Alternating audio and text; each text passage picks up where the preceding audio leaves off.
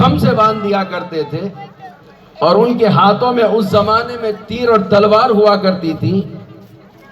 تیر اور تلوار کے دونوں ان کے ساتھ ہوا کرتے تھے،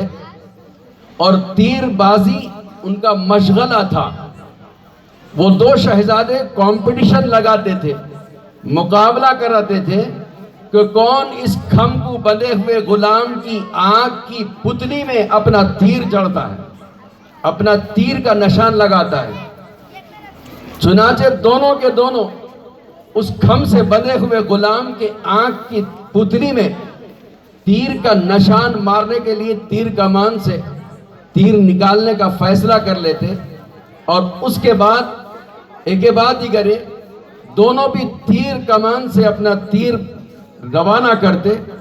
جس کا نشانہ لگ گیا وہ کامیاب۔ اور اس کے بعد جب وہ غلام تیر کے نشانے کے بعد تڑپتا، بلکتا، روتا، تو اس کے تڑپتے، بلکتے، روتے ہوئے دیکھ کر یہ دسترخوان پر مزے لے کر کھانا کھایا کرتے تھے۔ یہ اس وقت کی حالت تھی۔ ظلم اس حد تک پہنچ چکا تھا۔ اور اس وقت یہاں مائیں بہنیں بیٹھی ہوئی ہیں، اس حوالے سے بھی ایک بات عرض کروں کہ یہ ہماری عورتیں جن کو ہم نے آج پردے میں بٹھایا، یہ صرف اور صرف مذہب اسلام کا حصہ ہے، صدقہ ہے پیارے نبی صلی اللہ علیہ وسلم کا۔ ورنہ تو آپ کو معلوم ہونا چاہیے کئی ریزولوشن پاس ہو چکے تھے کہ عورت کھلونا ہے، نجاست کا پتلا ہے، گڑیا ہے،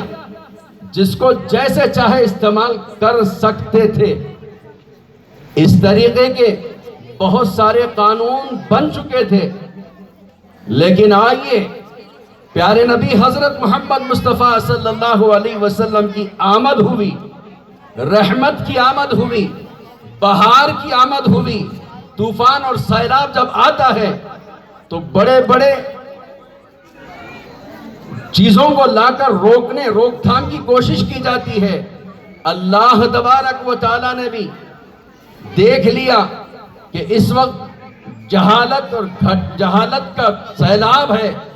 اور ظلم کا دورہ ہے، تو ایسے میں ایسے ویسے نبی کی نہیں بلکہ اس نبی کی ضرورت تھی جس نبی کے اندر دل کے اعتبار سے بھی پاور ہو، اخلاق کے اعتبار سے بھی پاور ہو، سوچ اور سمجھ کے اعتبار سے بھی پاور ہو، علمی لیاقت کے اعتبار سے بھی اول اور آخر کا علم ہو، اور سارے اخلاق اس پر ختم ہو، ہمدردی کا پیکر ہو، رحمت عالم ہو۔ ایسے نبی کو اللہ تبارک و تعالیٰ نے میرے اور آپ کے لیے چنا، انتخاب کیا اور بھیجا ہے۔ تو دوستو، بزرگوں، وہ رحمت للعالمین حضرت محمد مصطفیٰ صلی اللہ علیہ وسلم جب دنیا کے اندر تشریف لائے تو اس وقت شراب عام تھی،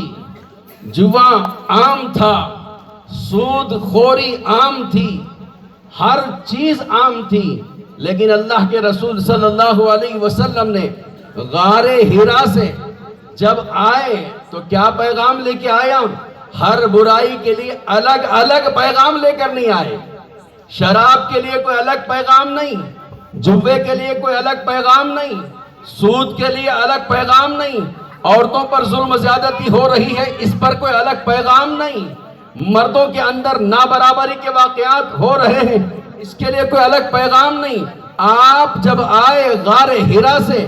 مکہ مکرمہ کی طرف تو سب سے پہلا جو پیغام ساری دنیا کو دیا وہ اقرأ بسم ربک الذی خلق، کہ پڑھو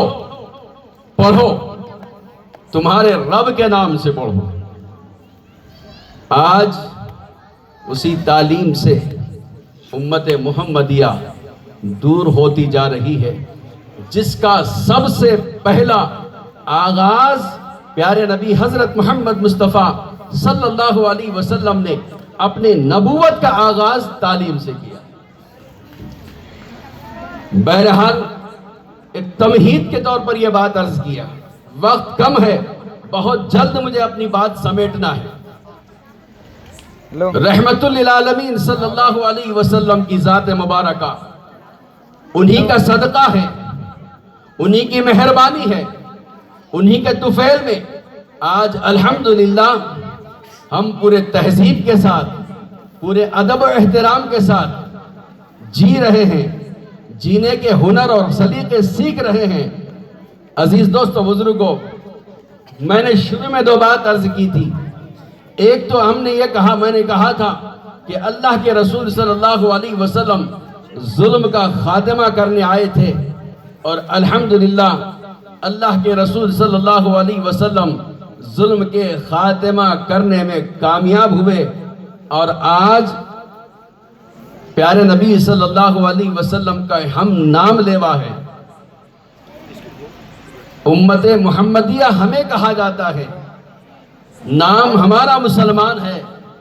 لیکن ذرا اپنے گریبان میں جھانک کر دیکھنا، ہم نے کہاں کہاں ظلم کر رکھا ہے۔ کون سا زندگی کا ایسا شعبہ ہے جس میں ہم نے ظلم جاری کیے ہوئے ہیں؟